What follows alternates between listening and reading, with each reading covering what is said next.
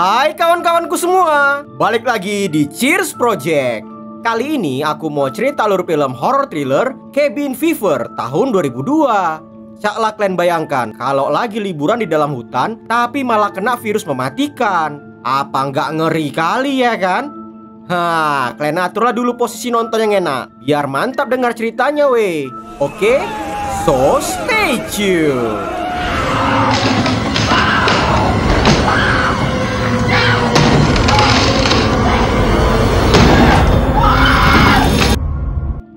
Jadi ceritanya tuh kayak gini weh.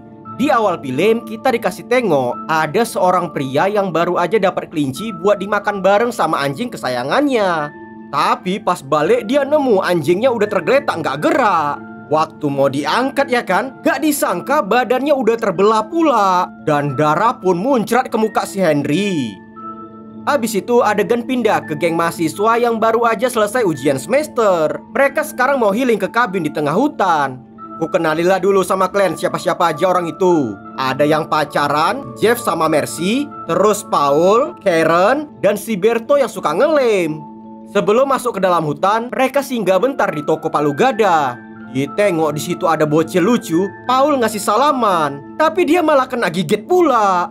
Bapaknya si anak yang ternyata adalah pemilik toko langsung nyuruh Paul cuci tangan di sungai biar dia nggak kena tetanus. Kemudian yang lain masuk ke dalam buat beli bir dan makanan.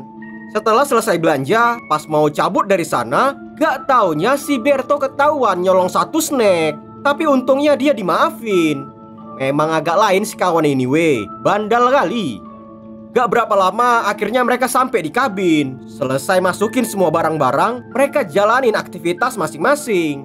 Si Jeff dan Mercy langsung main Smackdown di kamar. Paul sama Karen berjemur di tengah danau. Sedangkan si Berto bawa senapan angin buat berburu tupai. Orang ini dua udah berkawan sejak bocil. Dan ternyata si Paul punya perasaan terpendam. Ditengok ada kesempatan, dia nyoba ngelakuin PDKT. Tapi ternyata Karen cuma nganggap dia sebagai TTM-an aja. Boleh cipoan, tapi nggak boleh masuk barang itu. Si Berto ada pauk-pauknya. Masih siang dihidupinnya pula api unggun. Habis itu ditinggalinnya gitu aja. Di saat lagi berburu ya kan, tiba-tiba dia ngedengar ada suara dari semak-semak. Ditengok ada pergerakan aneh, langsung asal main tembak aja dia. Gak taunya ternyata tadi dia nembak orang. Pas dicek, ternyata orang itu adalah pria yang ada di awal film. Sekarang kulitnya udah terkelupas ngeri kali. Seluruh badan berselemak banyak kecap. Henry minta pertolongan, tapi si Berto malah panik ketakutan. Waktu pria asing itu mau ngedekat, Berto ngasih tembak peringatan yang ngebuat dia jadi jatuh ke dalam lubang. Balik ke tempat api unggun, Jeff sama Mercy gondok marah gara-gara api gede yang ditinggalin gitu aja.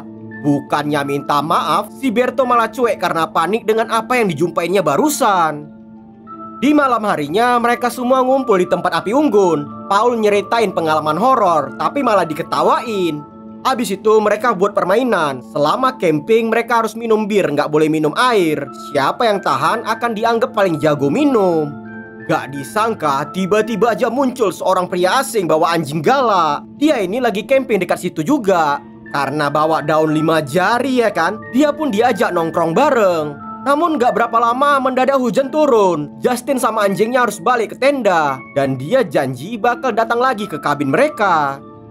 Di saat udah tengah malam, pintu kabin ada yang ngetok-ngetok. Dipikir yang datang si Justin. Tapi pas dibuka, ternyata pria yang ditembak Berto tadi siang. Sekarang kondisi Henry makin parah kali. Dia minta tolong diantarin ke rumah sakit. Gak sengaja Henry nengok, ternyata pria yang nembakin dia ada di dalam kabin itu. Dan si Berto pun langsung panik nutup pintu. Dia ketakutan karena dipikir penyakitnya bakalan menular. Dikira udah pergi, ternyata mobil mereka dibajak. Jeff segera nelpon polisi, tapi sinyalnya malah nggak ada pula. Jadi nggak ada pilihan lain, mereka semua terpaksa ngasih perlawanan. Pas badan ditarik keluar dari mobil ya kan, tiba-tiba aja dia muntah kecap, muncrat kemana-mana. Abis itu pas dia udah keluar dari mobil, salah pukul pula dan malah jadi ngerusakin mobil. Terus Henry minta pertolongan ke cewek-cewek, tapi Paul nggak sengaja ngenain obor ke pakaiannya. Dan nggak pakai lama, seluruh badan pun langsung kebakar. Sambil teriak-teriak panik ketakutan, Henry lari masuk ke dalam hutan. Dan dia pun hilang entah kemana. Setelah kejadian gila itu, mereka jadi terotak kebingungan. Dipikir mereka udah ngebunuh orang dan berencana besoknya langsung nyari bantuan untuk perbaiki mobil biar mereka bisa pergi ninggalin hutan itu.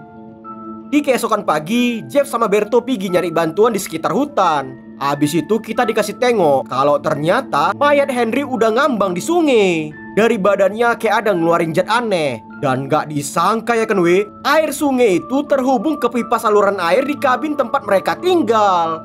Di saat Karen lagi curhat tentang kejadian tadi malam yang buat dia jadi terotak batin, Paul ngambil air dari keran dan ngasih ke Karen buat diminum biar dia bisa agak tenang.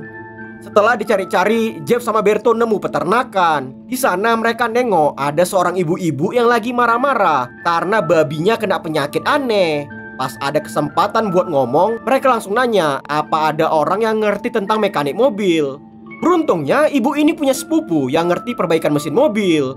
Waktu diajak ke dalam rumah buat nelpon sepupunya itu, gak taunya mendadak Jeff dan Bertolt terkejut setelah nengok foto sepupu ibu itu adalah pria yang mereka bakar tadi malam. Oh, mana ada cerita, jadi panik kali lah orang itu dua. Dengan jawaban ngeles, mereka bilang gak mau ngerepotin dan berusaha untuk perbaikin sendiri dulu mobilnya. Di kabin, Paul didatangin sama sheriff baru bernama Winston. Dia ini lagi patroli keliling di sekitar hutan. Karena ditengok ada mobil rusak parah berselemak banyak kecap, makanya Paul diinterogasi. Setelah diceritain kejadian tadi malam tanpa ngasih tahu kalau mereka udah bakar orang, si sheriff mikir kalau mereka udah diganggu sama orang iseng dan janji bakal segera ngirim mobil derek buat bantuin mereka. Habis itu dia pergi dari sana pakai sepeda ontelnya. Setelah balik ke kabin, Berto dan Paul nyuci mobil biar orang derek dan orang bengkel nggak jijik nengok mobilnya. Waktu lagi sibuk bersihin muntahan kecap ya kan, mendadak anjing galak si Justin datang mau nerekam mereka. Dengan cepat Mercy ngasih tembak peringatan yang ngebuat anjing liar itu pun kabur dari sana. Ngumpul di dalam kabin, dipikir mereka Justin udah mati akibat tertular penyakit mematikan itu. Makanya si anjing bisa bebas berkeliaran. Karen dan Mercy ngusulin agar nanti nyeritain kejadian sebenarnya ke sheriff biar nggak dituduh sebagai pembunuh kalau mayat mereka nanti ditemukan di dalam hutan. Mendadak Karen ngerasa mual dan gak enak badan, jadi dia istirahat di kamar. Habis itu si Paul masuk dan ngasih lagi air keran biar dia bisa baikan. Mentang-mentang dianggap TTM-an, Paul nggak nolak pas diajak nemanin tidur. Di saat udah malam ya kan, dia nengok ada kesempatan dalam kesempitan.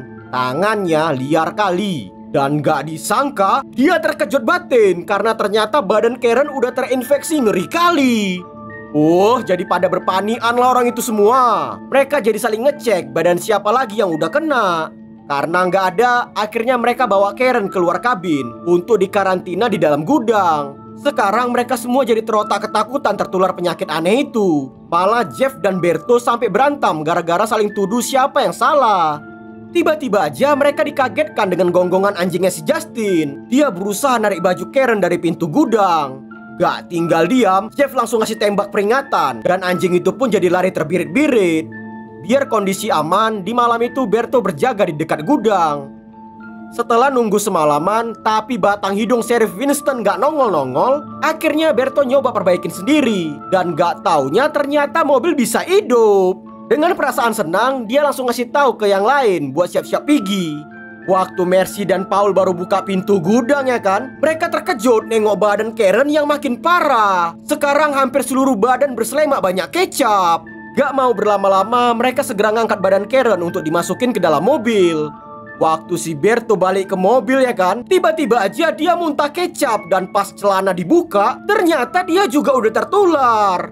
Oh, jadi panik ketakutan kali lah dia. Biar gak ketahuan, Berto pura-pura bersikap kayak biasa. Tapi waktu Karen dimasukin ke dalam mobil, mendadak dia muntah kecap yang ngebuat Jeff jadi nggak mau naik. Apalagi mereka jadi curiga kalau Berto juga udah tertular. Gak mau buang-buang waktu, Berto langsung cabut pergi. Dia janji akan nyari bantuan di kota. Gak mau ikutan tertular, Jeff bawa sekotak bir dan ninggalin ceweknya buat nyari jalan keluar sendiri dari hutan. Gak ada pilihan lain, Karen dimasukin balik ke dalam gudang sampai Berto datang bawa bantuan. Di saat Mercy lagi galau karena ditinggal cowoknya, si Paul ngehibur dengan niat cuma mau agar perasaannya baikan. Tapi nggak disangka tiba-tiba aja Mercy malah ngajak main Smackdown di kamar. Oh, mana ada cerita, langsung digaskannya lah. Pas udah selesai ya kan, Paul make Listerine biar burungnya nggak terinfeksi. Sekarang kondisi Berto makin parah, jadi dia mutusin berhenti di toko palu gada. Waktu Berto nyeritain kalau dia dan kawan-kawannya kena penyakit aneh dari hutan, pemilik toko ngasih peringatan untuk jangan mendekat. Tapi tiba-tiba aja si bocil malah ngegigit tangan Berto pula. Tahu kalian weh, ada gila-gilanya si pemilik toko ini. Padahal anaknya yang udah salah, tapi malah si Berto yang dituduh udah nyebarin penyakit menular. Sampai-sampai dia dikejar sambil ditembakin. Ya tentu aja si Berto jadi panik ketakutan. Dia berusaha kabur dari kejaran mereka. Gak mau diajak main Smackdown lagi, Paul mutusin pergi nyari keberadaan Jeff. Tahu kalian weh, ternyata si Mercy juga udah tertular. Kulit punggungnya udah mulai terkelupas. Dan waktu dia lagi nyukur bulu ya kan, ternyata kakinya juga udah mulai digrogoti sama virus mematikan itu. Wih, ngeri kali weh, bermuncratan kecap di mana-mana. Dengan panik ketakutan dia pergi keluar buat nyari kawan-kawannya. Dan gak disangka tiba-tiba aja si anjing gila muncul lagi. Mercy berusaha lari masuk ke dalam gudang, tapi sialnya dia kena terkam. Dan badan pun habis sekali kena cabe-cabe. Si Paul yang lagi nyari keberadaan Jeff malah nemu waduk yang terbengkalai. Di situ dia nengok ada badan yang ngapung. Pas dicek ya kan, ternyata itu adalah mayat pria yang kebakar kemarin. Saking terkejutnya, Paul sampai terjatuh ke dalam waduk. Wah, udah pasti masuklah virus itu ke dalam mulutnya. Paul segera balik ke kabin untuk peringatin Mercy kalau air dari keran berbahaya. Tapi pas udah sampai, dia terkejut batin nengok potongan badan Mercy yang udah berserakan di mana-mana. Abis itu di dalam gudang dia nengok kalau perut Karen lagi dimakani sama si anjing. Dengan panik ketakutan, Paul segera lari ngambil senjatanya. Pas dia mau kena terkam ya kan, jeger! Langsung headshot kepala otak. Di lain tempat, si Berto terus dikejar sampai akhirnya mobil mogok. Gak ada pilihan lain, dia lari balik menuju ke kabin. Dia ngasih tanda palsu biar mereka ngikutin jejak yang salah. Pas udah sampai ya kan, dia ngasih tahu ke Paul kalau ada 3 orang yang mau bunuh mereka. Setelah nyari kesana kemari, akhirnya anggota ormas sampai juga di kabin. Waktu pintu dibuka ya kan, ternyata Berto berkorban jadi umpan agar Paul bisa gampang ngasih serangan ke mereka. Wih, habis sekali orang itu 3 dibuat weh. Selesai berhasil ngebunuh mereka semua, Paul pergi ninggalin kabin untuk nyari keberadaan Jeff. Dia tengok ada gua, dia langsung masuk aja ke dalam. Tapi nggak taunya ternyata ada mayat Justin yang badannya udah berserah hancur. Dengan panik ketakutan, Paul terus lari nyari jalan keluar dari hutan itu. Dan akhirnya dia nemu mobil si pemilik toko. Waktu dia lagi dalam perjalanan menuju ke kota ya kan, gak sengaja dia malah nabrak rusa pula. Gara-gara kepala nyangkut di kaca, Paul ngasih tembakan headshot yang ngebuat dia jadi berselemak kecap. Secara bersamaan mobil habis bensin dan dia ngedengar ada suara orang yang lagi nyanyi-nyanyi. Diikutinlah dari mana suara itu ya kan. Gak disangka ternyata Sir Winston lagi nongkrong bareng sama sekelompok anak muda yang lagi minum-minum. Tiba-tiba aja Paul muntah kecap ke salah satu pria yang ada di situ. Dan semua orang langsung pergi kocar-kacir ketakutan. Gara-gara nggak nepati janji ngasih bantuan ke mereka yang ada di kabin, Paul jadi emosi marah. Dipukulkannya kepala otak si Sheriff. Di saat Paul ngelanjutin perjalanan, gak berapa lama dia pingsan di tengah jalan. Dan ada supir truk yang ngangkut dia. Habis itu diantar ke rumah sakit. Di saat udah tersadar dari pingsan, Paul nengok kalau badannya udah tertular penyakit mengerikan itu. Polisi dan dokter yang ada di dalam ruangan ngeinterogasi apa yang udah terjadi padanya. Tanpa ada yang disembunyikan, Paul ngasih tahu semua kejadian sebenarnya. Waktu dokter dan si Pak Pol di luar ruangan ya kan, mereka kayak ngomongin sesuatu rahasia. Mereka tahu kalau penyakit itu didapatkan dari virus eksperimen di dalam hutan. Biar rahasia mereka nggak bocor ke banyak orang, Paul dibawa ke suatu tempat sama Sheriff Winston yang ternyata masih hidup.